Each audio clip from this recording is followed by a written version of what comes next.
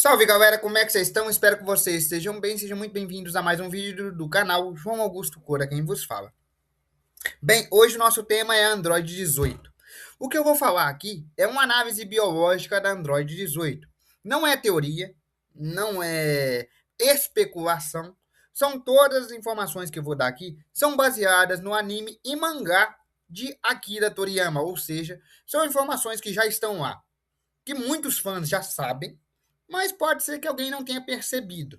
E é por isso que eu fiz uma análise biológica aprofundada, de novo, com base nas informações já disponíveis por Akira Toriyama. Não tem teoria aqui. São informações que já existem. Começando pelo básico, a Android 18 é uma das personagens mais famosas de Dragon Ball Z. E ela foi criada oficialmente com um modelo de Cyber Android, né, geneticamente alterado, pelo Dr. Gero. Mas, originalmente, ela era uma jovem humana. Ou seja, ela era uma humana. E o Android, no caso, no nome dela, não é que ela foi criada peça por peça. Ela recebeu aprimoramentos cibernéticos. Então, ela nasceu humana e o Dr. Gero deu a ela aprimoramentos cibernéticos. Guarda isso na cabeça. Graças a esses aprimoramentos, ela ganhou habilidades muito além dos humanos. Primeiro, ela ganhou uma taxa de envelhecimento extremamente lenta. Segundo, ganhou uma força sobre-humana, acima de qualquer limite humano. Ganhou uma resistência também muito acima de qualquer limite humano. Ganhou uma velocidade e um tempo de reação muito além do limite humano. E o principal, ganhou um centro de energia integrada, que fazia com que ela tinha Ki ilimitado, energia ilimitada. Ela não precisava juntar aqui, acumular aqui. Ela também ficava com uma fadiga muito menor, ela custa a se cansar. E ela não tem aquela história de estar sem Ki, tem que juntar aqui. Não. Ela tem um centro de energia ilimitado dentro do corpo dela. Ou seja, ela nunca vai estar sem Ki.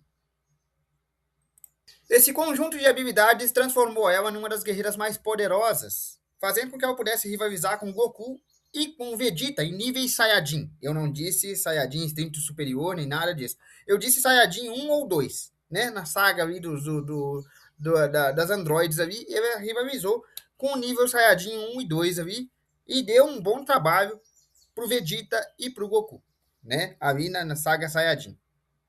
Então ela tem sim capacidade. Outro ponto importante é que, como ela tem aprimoramentos cibernéticos, a taxa de evolução dela é melhor do que a dos humanos. Vamos lembrar que o irmão dela, o Android 16, treinou numa ilha em que ele era guarda florestal e a habilidade dele ficou muito, muito refinada, ao ponto de ele participar do torneio do poder, enfrentando personagens ali muito poderosos, e ele estava dando conta até. Então, assim, dá para treinar. E a escala de evolução deles, né, dos androides, é melhor do que a escala de evolução de um humano comum. Semelhante à escala de evolução de um Saiyajin. Semelhante. Não igual, mas semelhante.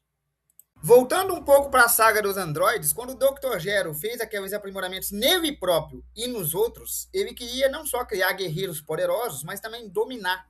Ele queria uma espécie de dominação. Então, os aprimoramentos cibernéticos que ele fez foi para criar guerreiros melhores. E nesse ponto, ele conseguiu. Ele criou guerreiros melhores. Só que o que ele não contava é que ele não criou uma programação, isso mesmo, uma programação robótica. Sabe aquelas leis de Asimov que a gente conhece no mundo real? Aquelas leis de obediência? Pois é, ele não criou isso. Tanto não criou que os androides 16, 17 e 18 tinham consciência própria. Até, inclusive, o 16 também. Tinham consciência própria. Os androides 16, 17 e 18 tinham consciência própria. E foi essa consciência que serviu de ruína para o Dr. Gero. E após isso, os androides 16, 17 e 18 meio que se rebelaram, sendo que o 16 foi de F, né? Foi destruído, e ficaram os irmãos 17 e 18. Aí entra uma dúvida que muita gente tem. Ele não poderia ter reprogramado a consciência? Talvez, com a lobotomia, com algo parecido, com alguma reprogramação neural, mas ele não o fez. Ou se o fez de forma muito porca, porque eles não conseguiram, ele não conseguiu fazer com que eles fossem obedientes ou subservientes ao propósito dele. E depois de ser derrotado, o Dr. Gero e os androides, cada um seguiu seu destino. E aí entra um ponto curioso. A Android 18, ela passou a ser aliada dos Guerreiros Z, e mais do que isso, ela passou a ter um interesse amoroso pelo Kuririn. Que um androide consciente, ou seja, com consciência própria, tivesse um interesse amoroso por alguém, é plausível, mas muita gente tem dúvida de como a Android 18 conseguiu conceber uma filha, no caso, a Maron. E é isso que eu vou te explicar do ponto de vista biológico, lembrando que tudo que eu estou falando aqui é com base no material do próprio Akira Toriyama. Então, vai vendo. Lembra lá no início do vídeo, quando eu falei que o Dr. Gero pegou uma jovem humana e colocou nela implantes cibernéticos e tornou ela uma androide por base de implantes cibernéticos, aprimoramentos cibernéticos? Então, ele pegou uma jovem humana em perfeito estado de saúde, ou seja, os órgãos dela permanecem funcionais.